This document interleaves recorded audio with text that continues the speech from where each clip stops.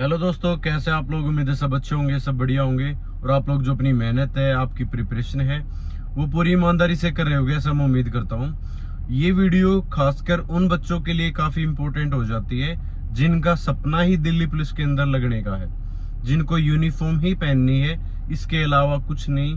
तो वो लोग जो दिल्ली पुलिस की तैयारी कर रहे हैं, वो खासकर इस वीडियो को ध्यान से देखना काफ़ी इंपॉर्टेंट हो जाती है। देखो, पढ़ाई के लेके मैंने बहुत सारी वीडियो डाल रखी है कि आपको क्या पढ़ना है, क्या नहीं पढ़ना है, जी सब किस तरीके से करनी है, ठीक है, वो सारी चीजें मैंने बता रखी है। लेकिन ये जो चीजें मैं आज बताने जा रहा हूँ इस वीडियो के अंदर, ये भी आपकी उन्हीं की तरह, जैसा आप रिटन एग्जाम दोगे, फिजिकल दोगे, उसी तरह ये चीजें भी काफी इंपॉर्टेंट हो जाती हैं। क्योंकि हजारों में बच्चे जो इन्हीं वजह से, क्योंकि उनको पता ही नहीं होता, कि उनको तो सिर्फ ये होता है कि मैंने फॉर्म अप्लाई कर दिया और मैंने जो एग्जाम है वो दे दिया और यही प्रोसेस है। नहीं, आपका जो डॉक्यूमेंट से रिलेटेड, जो आपका प्रोसेस होते, स्टेप्स होते, उनसे रिलेटेड, कि जहां पर छोटी छोटी गलतियों की वजह से ये जो सपना है दिल्ली पुलिस के अंदर लगने का, ये आपका खत्म हो जाता है। चाहे आपका स्कोर 90 हो, 100 हो, चाहे कुछ भी रहा हो, ठीक है। अगर ये चीजें आपकी क्लियर नहीं है तो आपका जो सपना है वो पूरा नहीं होगा। सबसे पहली मैं मेन चीजें बताऊंगा, ज्यादा आपका टाइम है वो नहीं लूंगा। सबसे पहला ओटीआर। अभी एसएससी ने ओटीआर चलाया हुआ है, जिन्होंने अभी 12th पास की है या जो पुराने भी एसएससी के कैंडिडेट हैं, ठीक है, वो प्लीज वन टाइम रजिस्ट्रेशन है वो करवा ले एसएससी के साइट पर। खुद से भी कर सकते हो, कुछ नहीं करना, आधार इनेबल्ड करना है। उनको आधार नंबर चाहिए आपका। आधार नंबर डालने के बाद आपको आपका नाम, ठीक है, फादर नेम, मदर नेम और आपकी ईमेल आईडी, इस तरीके से कुछ चीजें हैं कि आपने जो 10th है वो कब पास की थी, ठीक है। ये 2-4 स्टेप्स हैं, ये आपको कंप्लीट करने हैं और आपको वन टाइम रजिस्ट्रेशन है वो हो जाएगा, ठीक है। काफी बच्चे इन चीजों को इग्नोर कर देते हैं कि जब हमारे फॉर्म आएंगे, या कुछ को पता भी नहीं होता कि जब हमारे फॉर्म वगैरह आएंगे तभी हम उन चीजों को देखेंगे। नहीं, उस टाइम पे पोर्टल नहीं खुलेगा भाई, ठीक है। और ऐसा भी हो सकता है कि आपका फॉर्म ही ना भरा जाए ओटीआर के बिना।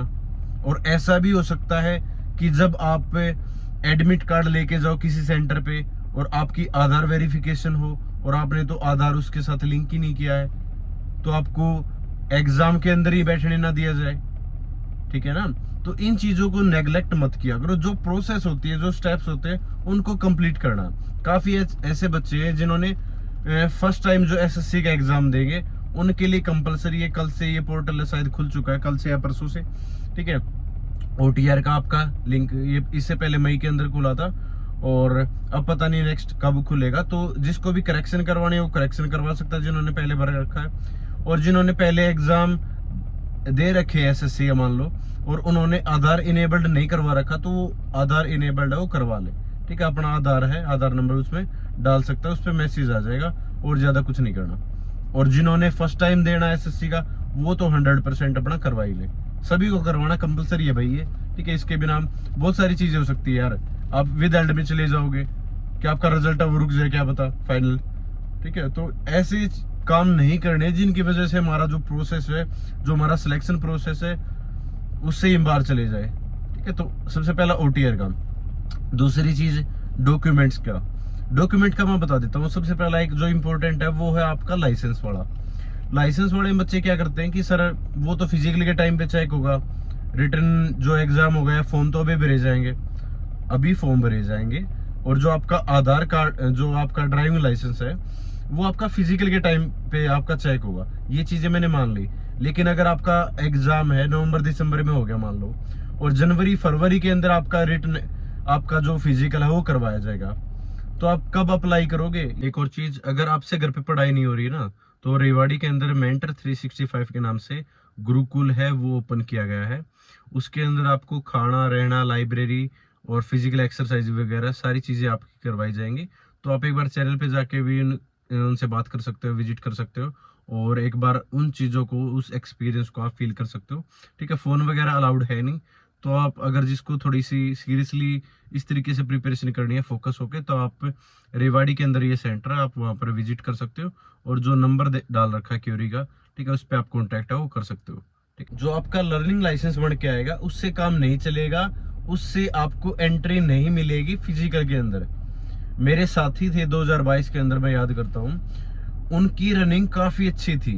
ठीक है, उन्होंने इवन आर्मी का फिजिकल है वो निकाल रखा था, लेकिन ड्राइविंग लाइसेंस की वजह से वो बाहर हो गए थे फिजिकल के अंदर। मतलब उनको चांस ही नहीं मिला। ठीक है, कि आप फिजिकल है वो क्वालिफाई करो। तो कितनी बड़ी गलती हो जाती है, ये सोच के देखो कि मेरा फिजिकल काफी अच्छा है, मैंने पढ़ाई भी अच्छे से कर रखी है, लेकिन एक ड्राइविंग लाइसेंस की वजह से हम बाहर हो जाते। वो किसी भी स्टेट का हो। काफी बच्चे पूछते कि सर हरियाणा का ही चलेगा, दिल्ली का चलेगा, कहाँ का चलेगा? आप किसी भी स्टेट का हो, किसी भी स्टेट के आप रहने वाले हो, ठीक है, आपके पास ड्राइविंग लाइसेंस है वैलिड LMV, और जिसमें कार और बाइक दोनों इंक्लूड होने चाहिए। काफी बच्चे पूछते हैं सर क्या बाइक का ही चली जाएगा या फिर सिर्फ कार इंक्लूड है वो चल जाए? दोनों चीजें जरूरी है भाई। कई बार आपको ऐसी ड्यूटी परफॉर्म करनी पड़ती है जो आपको बाइक पे करनी पड़ती है। ठीक है, आप उसमें मना नहीं कर सकते, तो आपको बाइक भी चलानी पड़ सकती है। गाड़ी है, कार है, ठीक है, गवर्नमेंट व्हीकल की मैं बात कर रहा हूँ, वो आपको चलानी पड़ सकती है, आपको मना नहीं कर सकते। ठीक है, ये रूल बना रखा है कि ड्राइविंग लाइसेंस है वो कंपलसरी है, उसके बिना आप एग्जाम के अंदर क्वालिफाई कर जाओगे, लेकिन फिजिकल के अंदर आपको अलाउ नहीं किया जाएगा और आगे ही प्रोसेस के लिए आपको काउंट नहीं किया जाएगा। ठीक है, ये चीजें ड्राइविंग लाइसेंस के बाद मैं बता देता हूँ आपको कि आपका EWS सर्टिफिकेट, इसमें सबसे ज्यादा डाउट रहता है। अभी अप्रैल के बाद अपना EVS है, ठीक है, EVS का जो सर्टिफिकेट है वो आप बनवा लो कृपया करके। ठीक है, मार्च से पहले का नहीं चलेगा, अप्रैल के बाद का चलेगा। फाइनेंशियल ईयर का होता 1 साल का ही बनता है। ठीक है, और अब बनवा लोगे वो 100% वैलिड होगा आपके एग्जाम के लिए। ठीक है, उसको रिन्यू करवा लो या जो भी करवा लो आप, अभी नया बनेगा, रिन्यू तो नहीं होता इसमें। ठीक है, और दूसरा EWS सर्टिफिकेट ये काउंट हो गया। दूसरा है OBC होता 3 साल के लिए वैलिड। ठीक है, और ये चलेगा सेंटर का। ठीक है, सेंटर का चलेगा। आपको पता होना चाहिए कि मैं जिस स्टेट में हूँ मेरा वो OBC लगता है नहीं लगता है, जिस मैं कास्ट से हूँ, ठीक है, वो मेरा OBC सर्टिफिकेट चलेगा नहीं चलेगा, आपको पता होना चाहिए। इस चीज में कंफ्यूजन मत रखना कि मेरा चलेगा नहीं चलेगा। ठीक है, कहीं आप अप्लाई कर दो OBC से, फिर आप जनरल में काउंट हो, ठीक है, आपकी एज है मान लो 26 साल हो रखे हो और आपको रिलैक्सेशन ही ना मिले और आप प्रिपरेशन करने में लगे हुए हो, तो आपको पता होना चाहिए कि मेरा जो सर्टिफिकेट है OBC का वो चलेगा नहीं चलेगा। SC ST का जो सर्टिफिकेट है वो स्टेट का ही चल जाता है।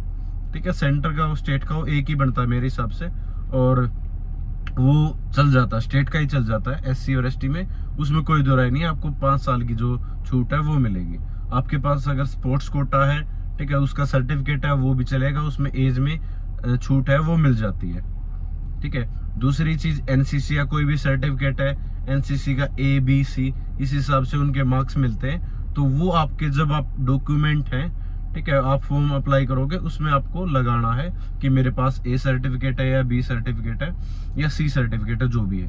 ठीक है, ये आपके डॉक्यूमेंट। डोमिसाइल की कोई भी रिक्वायरमेंट नहीं है दिल्ली पुलिस के एग्जाम के अंदर। आपके पास सिर्फ 10th 12th, ठीक है, ग्रेजुएशन है तो अच्छी बात है, वो ऐड हो जाती है, बाकी ऐसा कुछ कंपलसरी है नहीं। उसके अलावा ये चीजें लड़कों के लिए ड्राइविंग लाइसेंस, लड़कियों के लिए कोई रिक्वायरमेंट नहीं है। उनके पास अपना जो भी कास्ट सर्टिफिकेट है वो होना चाहिए। UR के लिए सिर्फ 10वीं 12वीं और आपका आधार कार्ड। आधार कार्ड अगर ज्यादा पुराना, फोटो पुरानी है, उसको आप अपडेट करवा लो। ठीक है, ताकि जो एंट्री है उस टाइम पे आपको डिफिकल्टी ना हो। ये चीजें। दूसरी चीज, बहुत सारे बच्चे हैं वो छोटी छोटी गलती होगी, मान लो उनकी हाइट है वो 0.8 है, 0.7 है। ठीक है, मतलब ये ऐसे बता रहा हूँ कि 169.8 या 169.7 इस तरीके से। उनको पता है कि मेरी हाइट कम है, लेकिन फिर भी वो प्रिपरेशन में लगे हुए हैं कि क्या पता ऐसे ही चल जाए। एग्जैक्ट चलेगी भाई। 170 सेंटीमीटर अगर आपकी चाहिए तो वही चलेगी। ठीक है, 157 सेंटीमीटर लड़कियों की चाहिए तो वही चलेगी। ठीक है, ST को छूट होती है, SC को छूट नहीं होती है। ठीक है, तो ये चीजें होती है भाई। तो आप अपनी हाइट है वो अच्छे से मेजर कर लो, और फिर सेम ऐसा ही, ठीक है, जो लड़कों को होता है चेस्ट एक्सपेंशन होता है 5 सेंटीमीटर का, वो फुलाव होना जरूरी है।